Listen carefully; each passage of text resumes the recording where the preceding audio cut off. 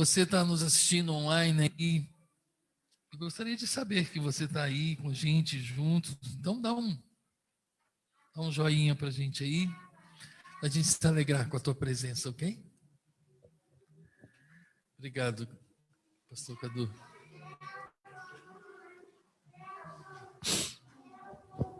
Nós vamos ler 2 Crônicas 33, de 1 a 20. Irmãos, não reparem que eu estou fungando um pouquinho, não é gripe não, tá? É rinite. Meu nariz está sangrando e da minha rinite alérgica, né? Tá seco, quando o ar fica seco. E aí eu não fique preocupado que não é gripe. 2 Crônicas 33, de 1 a 20. Diz o seguinte o nosso texto. Tinha Manassés 12 anos de idade, quando começou a reinar. E 55 anos reinou em Jerusalém. Fez o que era mal perante o Senhor, segundo as abominações dos gentios, que o Senhor expulsara de suas possessões de diante dos filhos de Israel. Pois tornou a edificar os altos que Ezequias, seu pai, havia derribado. Levantou altares aos Balaíns, fez postes ídolos, se prostrou diante de todo o exército dos céus e o serviu. Edificou altares na casa do Senhor, da qual o Senhor tinha dito: em Jerusalém porei o meu nome para sempre. Também edificou altares a todo o exército dos céus, dos 2 átrios da casa do Senhor. E queimou seus filhos como oferta no vale do filho de Inom. Adivinhava pelas nuvens, era algoreiro, praticava feitiçaria e tratava com os necromantes e feiticeiros. Prosseguiu em fazer o que era mal perante o Senhor, para provocar a ira. Também pôs a imagem de escultura do ídolo que tinha feito na casa de Deus, de que Deus dissera a Davi e a Salomão, seu filho: nesta casa de Jerusalém, que escolhi de todas as tribos de Israel, porei o meu nome para sempre. Nem removereis mais o pé de Israel da terra que destinei a seus pais, contanto que tenham cuidado de fazer tudo o que tenho mandado, toda a lei, os estatutos e os juízos dados por intermédio de Moisés. Manassés fez errar a Judá e os moradores de Jerusalém, de maneira que fizeram pior do que as nações que o Senhor tinha destruído diante dos filhos de Israel. Falou o Senhor a Manassés e ao seu povo, porém não deram ouvidos. Pelo que o Senhor trouxe sobre eles os príncipes dos exércitos do rei da Síria, os quais prenderam a Manassés com ganchos e amarraram-no com cadeias e o levaram à Babilônia.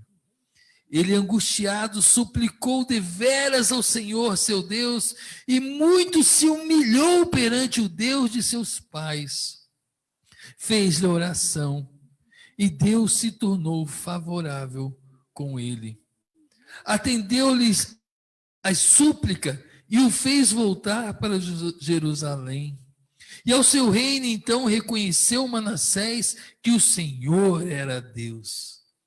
Depois disso, edificou o muro de fora da cidade de Davi, ao ocidente de Gion, no vale da entrada da porta do peixe, abrangendo Ofel, e levantou muito alto, também pôs os chefes militares em todas as cidades fortificadas de Judá.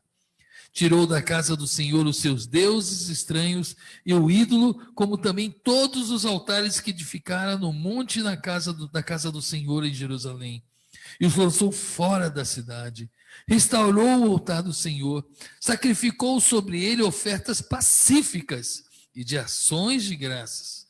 E ordenou Judá que servisse ao Senhor Deus de Israel. Contudo, o povo ainda sacrificava nos altos, mas somente ao Senhor seu Deus. Quando os mais atos de Manassés, e a sua oração ao seu Deus, e as palavras dos videntes que lhes falavam, e o nome do Senhor Deus de Israel, eis que está essa história, eis que está na história dos reis de Israel. A sua oração e como Deus se tornou favorável para com ele.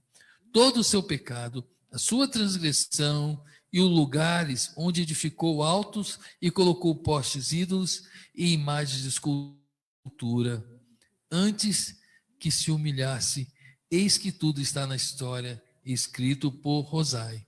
Assim Manassés descansou com seus pais e foi sepultado na sua própria casa, e Amon, seu filho, reinou em seu lugar. Amém, irmãos? Essa é a história de um dos piores reis que Israel teve, de Judá.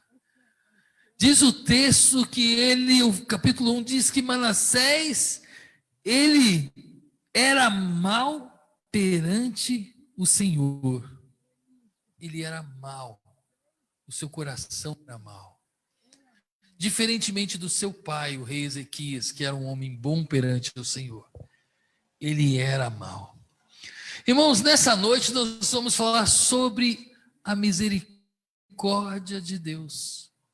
Vamos tentar entender um pouquinho como funciona a misericórdia de Deus. Muitas vezes em nossas vidas temos julgado sobre as coisas que acontecem ao nosso redor, não é verdade? E relembrando alguns sermões que eu já trouxe aqui, já preguei sobre perdão, já preguei sobre julgamento, sobre juízo. Talvez nem todos lembrem, talvez nem todos estavam aqui. Eu sei que o Leon, acho que estava. Né, Leon? E eu queria recapitular para que a gente possa entender alguma coisa hoje da misericórdia de Deus. Irmãos, nós temos mania de julgar. Todo ser humano tem essa mania de julgar. E algumas coisas são fáceis para nós. É fácil de julgar, é fácil de perdoar, é fácil de condenar. Mas algumas coisas são difíceis para o ser humano. Muitas vezes nos colocamos na posição de Deus, mas não conseguimos entender os pensamentos de Deus. Irmãos, a Bíblia nos ensina que Deus não nos colocou como juízes. Por isso o texto da Bíblia nos ensinou, né, no sermão que eu trouxe, não julgueis para não serem julgados. A Bíblia fala, não tire a trava, não tente tirar a agulha lá do olho do seu irmão sem antes tirar a trava do seu. Quando nós olhamos uma situação dessa de Manassés, o que nós fazemos? Que homem ruim. Que homem ruim. Ele fez tudo ao contrário do que o seu pai ensinou. Esse merecia castigo. Não é assim que nós agimos? Esse merecia castigo. Irmãos, a nossa capacidade de julgar, ela é limitada. Ela é forjada pelas experiências que tivemos em nossa pequena história de vida. Então, o que nos coloca, o que diz à nossa mente que nós podemos julgar, é o padrão que nós construímos durante a nossa vida do que é certo ou errado. E muitas vezes esse padrão, ele é forjado pelas experiências que vivemos. Ele é forjado além das experiências, pela cultura na qual vivemos, pelo aquilo que estudamos. São N fatores que contribuem para forjar esse padrão de juízo na nossa mente. Irmãos, e o nosso padrão é tão errado diante de Deus, ele é tão deformado, que olha só coisas simples da nossa cultura e com a cultura de outros países que nos fazem julgar de forma errada. Quem já foi aos Estados Unidos, por exemplo, sabem que Se um americano entra num restaurante brasileiro, ele tem vontade de fulminar todo mundo. Você sabia disso? Porque o brasileiro, quando entra no restaurante, o que a gente faz? Alegria! Entra com amigos, com família. A gente canta parabéns para você. Todo mundo que não tem nada a ver com você também bate palma. A gente fala alto, a gente dá risada, a gente brinca. O americano, na hora de comer, é algo sagrado. Ele gosta de silêncio, ele vai comer fora, ele sussurra, ele fala baixinho no restaurante. No restaurante é lugar de falar baixinho.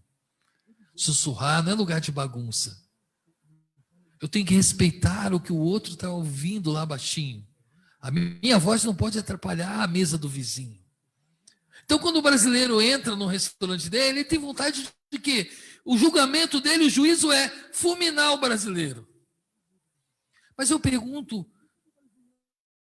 na nossa cultura, o que tem de errado? A gente se alegrar, nós somos um povo alegre.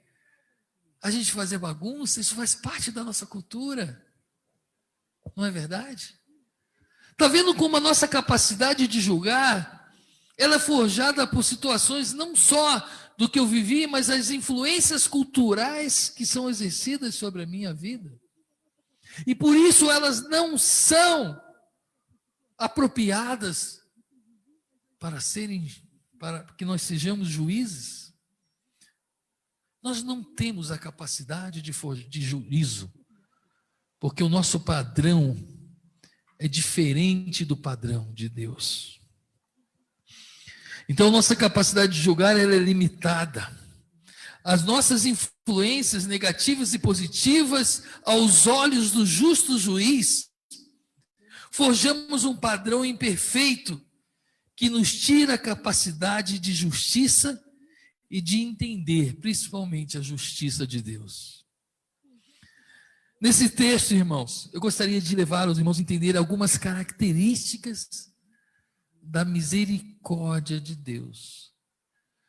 O que tem a ver misericórdia com juízo? Tem tudo a ver, certo? Quando condenamos alguém, nós decretamos a sentença. E conforme o nosso padrão de juiz, aquela pessoa será punida ou absolvida. Mas será que Deus age assim com a gente? Eu queria levar os irmãos a refletir aqui, primeiro, a vida desse homem Manassés, como Deus usou de misericórdia com ele, como Deus o julgou, qual foi o padrão que Deus usou para com ele, para com Manassés. Primeiramente, eu queria lembrar os irmãos da diferença de misericórdia e de graça. Já falei isso aqui também, vocês estão lembrados? Misericórdia é o quê? Por exemplo, lembra da historinha? O pai falou para o filho, filho, não vai jogar futebol porque a mamãe não quer que você se suje, porque nós vamos sair daqui a pouco. O pai e a mãe viram as costas, o menino foi lá jogar futebol, porque ele volta todo sujo. Filho, eu não falei para você não fazer?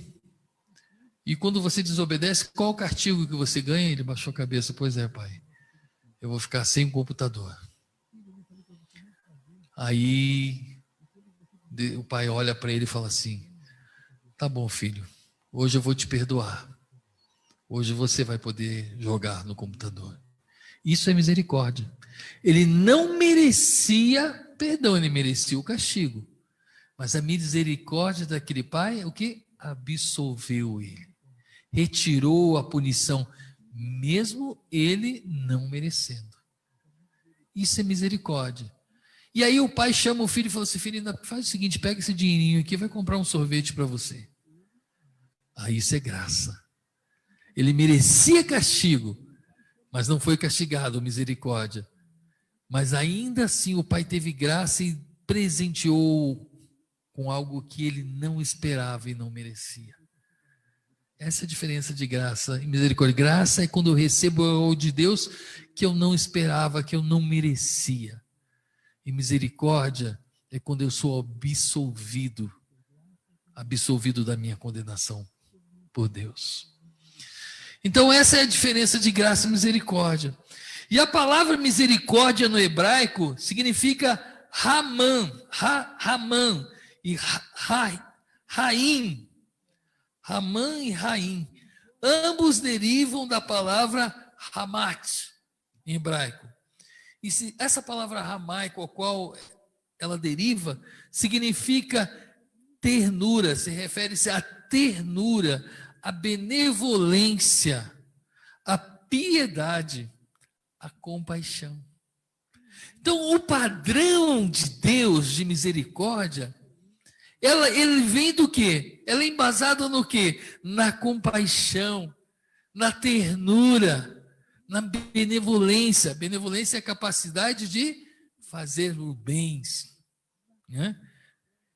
Então, o padrão que forja a piedade, a misericórdia do Senhor, que leva o Senhor a fazer juízo de nós e a nos absolver, é a ternura que faz parte do seu caráter. É a compaixão que faz parte do caráter de Deus. É a benevolência, o desejo de fazer o bem sempre. Irmãos, é diferente Deus não tem interferência, influência sobre ele das circunstâncias externas. Deus é Deus e ele escolheu e ele fez do seu caráter ser Deus. Deus é amor, Deus é ternura, Deus é benevolência, Deus tem piedade, Deus é compaixão. Ele escolheu assim lidar conosco. E é por isso que a Bíblia fala que ele, antes de nós merecermos, antes do ser humano fazer qualquer coisa, ele já traçou o plano de salvação. Antes de a gente pedir perdão, antes de a gente se arrepender, antes de a gente ou sequer lembrar dele, ele já trabalhava para que a gente fosse perdoado, para que a gente fosse amparado, para que a gente fosse amado. Faz parte de Deus esse amor, essa compaixão.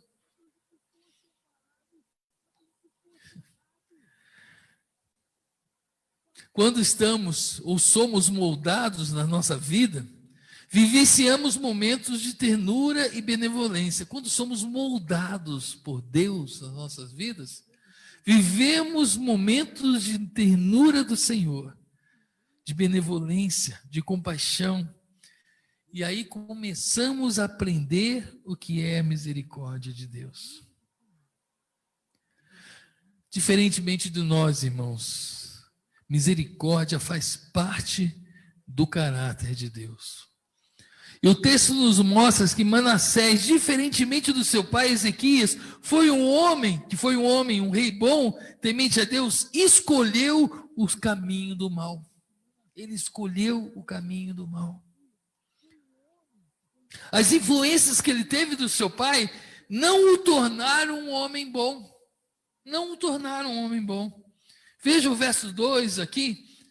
Verso 2 diz o seguinte: fez o que era mal perante o Senhor, segundo as abominações dos gentios que o Senhor expulsara de suas possessões e diante dos filhos de Israel, pois tornou a edificar os altos que Ezequias, seu pai, havia derribado. Ele fez ao contrário daquilo que o seu pai havia ensinado, porque do seu caráter era mau, a sua raiz era mau. Irmãos, quando uma criança nasce, vocês sabem bem disso, para ela ser ruim, basta soltar ela, basta largar ela em qualquer ambiente, que ela vai dar um dedo no olho do outro, que ela vai tomar comida do outro, que ele vai dar um tapa no outro, na outra criança. Agora, para você ensinar uma criança a ser bom, dá trabalho. Não é verdade? Filho, não faz isso. Isso não é errado. Isso não é certo. Né? Tem que ser assim, não assim. Quando vamos trabalhando, moldando os nossos filhos, vamos tentando trazer ele o quê? um caráter, mudar um caráter de bondade, de benevolência. Mas as crianças, nós nascemos em pecado, diz o Senhor. E o pecado já nasce com o ser humano, irmãos. As influências que Ezequias teve não foram suficientes. Ele levou o povo a se afastar de Deus. Verso 9 e 10, olha aqui. Ele não somente foi ruim, mas ele levou o povo a se afastar de Deus. Manassés fez errar a Judá e os moradores de Jerusalém, de maneira que fizeram pior do que as nações que o Senhor tinha destruído diante dos filhos de Israel. Ele não somente foi uma pessoa ruim, mas ele levou o povo a serem maus também diante do Senhor. Ele fez o que era abominação a Deus. E ele consultou, diz o texto, que ele consultou aqui o verso. Olha que coisa que ele fez. O verso 6 diz que ele queimou a seus filhos como oferta no vale do filho de Imom. Ele foi tão mau que ele foi capaz de queimar os seus próprios filhos em sacrifício a um Deus pagão. Que crueldade. Aí eu pergunto, irmãos, você perdoaria esse homem? Você perdoaria um homem que deliberadamente queimou os seus próprios filhos num culto pagão? Difícil, né? E se ele queimasse os seus filhos? Quer dizer, os nossos filhos? Pior ainda, né? A gente dificilmente ia ter capacidade de perdoar. Estávamos falando, né, irmã? Como quando as coisas magoam a gente, é difícil perdoar. Quando sofremos, ou alguém nos faz sofrer, é difícil perdoar. E quem nunca passou na sua vida, todos nós já passamos momentos assim, de dificuldade de perdoar pelo mal que recebemos. Esse é o padrão do ser humano. E a Bíblia fala que ele, além disso, ele fez coisas que eram abominação ao Senhor. E aí, trago para o dia de hoje, continuam sendo abominação.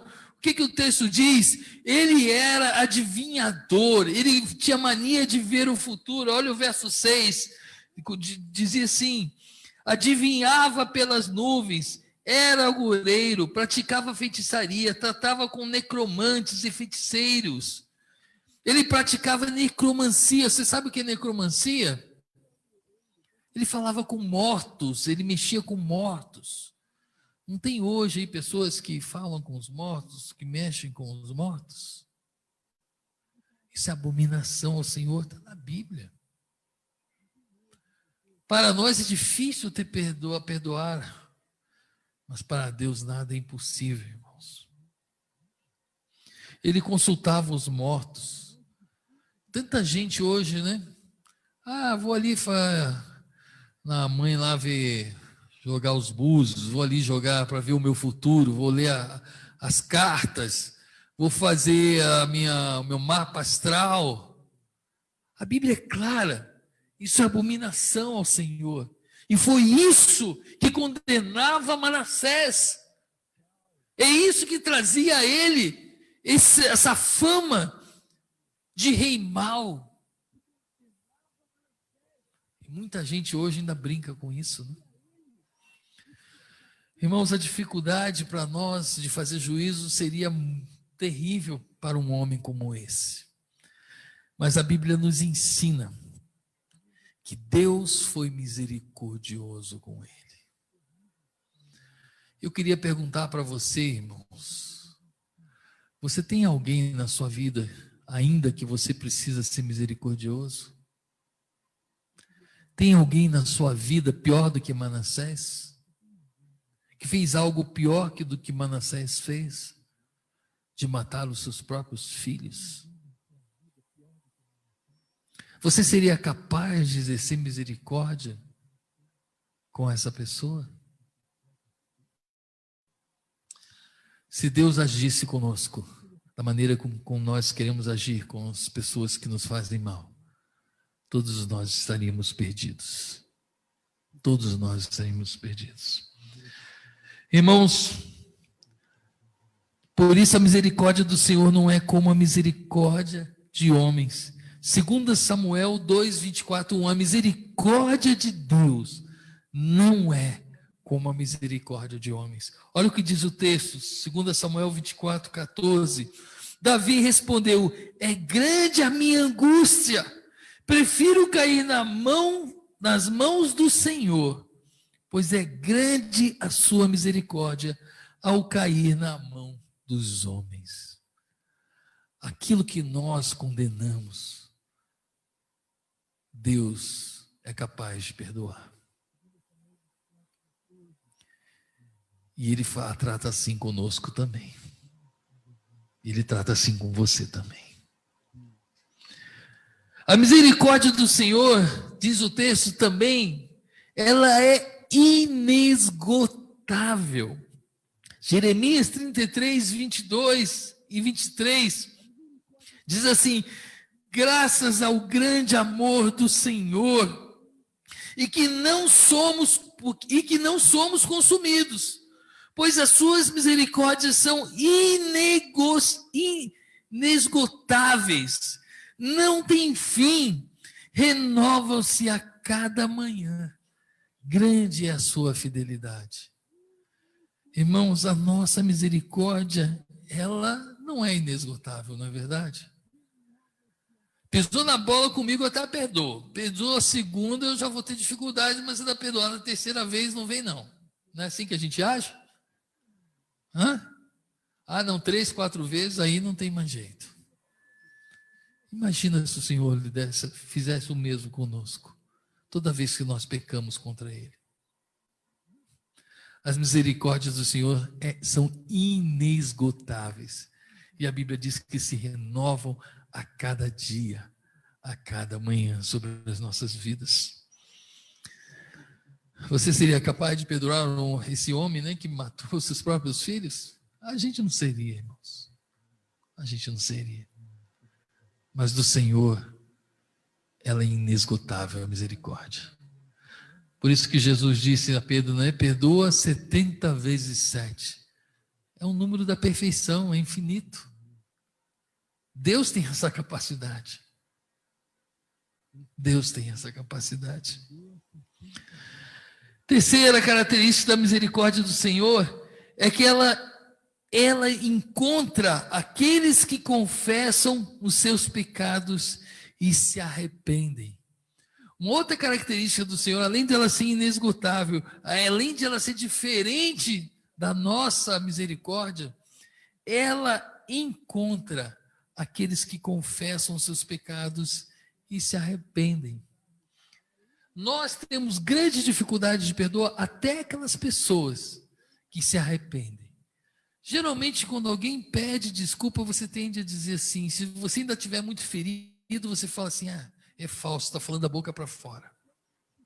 Né? Se o mal que te fez ainda dói, você fica ainda com o pé atrás. Será que está arrependido mesmo? Não é verdade? A gente tem essa dificuldade. O Senhor não. Vamos ver aqui Provérbios 28, 13. Diz o seguinte: quem esconde os seus pecados não prospera, mas os que confessam e os abandonam encontram misericórdia. Aqueles que os confessam e os abandonam encontram misericórdia. Irmãos, em 2 Crônicas 33, 11, vemos um rei extremamente mau, arrependido. Mas estava arrependido porque estava sendo açoitado. É isso que o ser humano diz. Se arrependeu porque ele foi preso na Babilônia. Aí estava lá sendo açoitado, estava sendo castigado, aí ele se arrependeu. Aí lógico, né? Se arrependeu. Eu pergunto, você perdoaria um homem que está preso e matou alguém da sua família? Ele se estivesse preso, açoitado, seria suficiente para você perdoá-lo? Que dificuldade, né, irmãos? Que dificuldade. Mas as misericórdias do Senhor não são forjadas como as nossas são.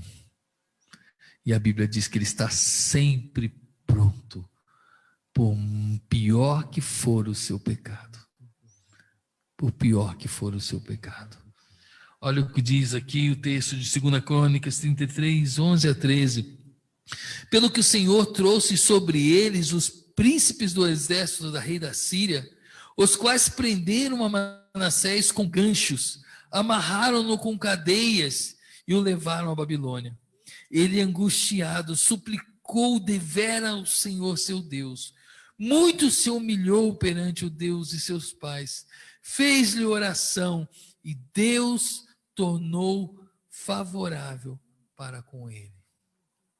Deus tornou favorável para com ele. Olha como o nosso Deus é fácil de perdoar. Olha como o nosso Deus não guarda rancor e mágoa como nós guardamos. Irmãos, por pior que seja o teu pecado, você pode ter pecado várias vezes, Deus diz, meu Deus, aquele filho fez isso de novo. Se você se arrepender de todo o coração e confessar, Deus vai perdoar os seus pecados. Deus vai perdoar os seus pecados. O apóstolo Paulo disse, quando ele disse, né, que ele se achava o pior dos pecadores. Está lá em 2 Timóteo, deixa eu ver onde eu anotei aqui.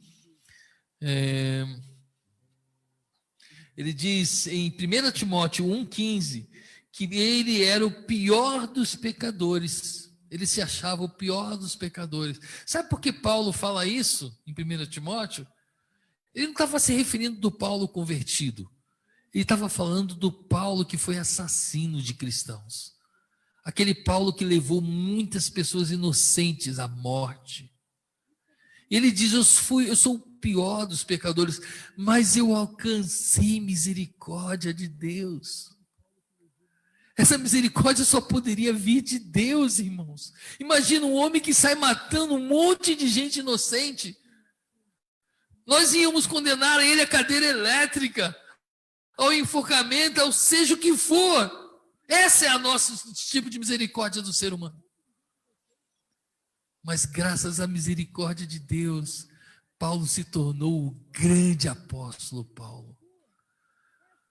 Por mais que você ache que não há perdão para aqueles condenados na prisão, por mais que você ache que não há condições de perdoar aquela pessoa que te fez tanto mal, Deus está pronto a perdoar.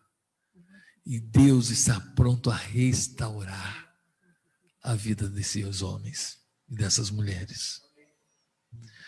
E foi o que aconteceu com o rei Manassés. A Bíblia diz que Deus se tornou favorável, ele foi liberto. E ele voltou a ser rei. E agora ele levou todo o povo a se voltar para o Senhor Deus. Irmãos, que esse simples e rápido entendimento da misericórdia de Deus possa trazer a você, antes de julgamento, antes de criar um ódio, antes de alimentar uma amargura na sua vida, pensar que se Deus agisse assim conosco, o que seria de nós? Que isso possa nos ajudar a perdoar as pessoas e acreditar, principalmente, que toda e qualquer pessoa pode ser restaurada por Deus, pode ser transformada por Deus. Esse homem que matou seus próprios filhos foi restaurado por Deus. O apóstolo Paulo, que matou vários cristãos inocentes, pessoas boas, se tornou o grande apóstolo Paulo, restaurado e completo. Se você não acredita na restauração daquela pessoa que te fez tanto mal, saiba que para Deus nada é impossível.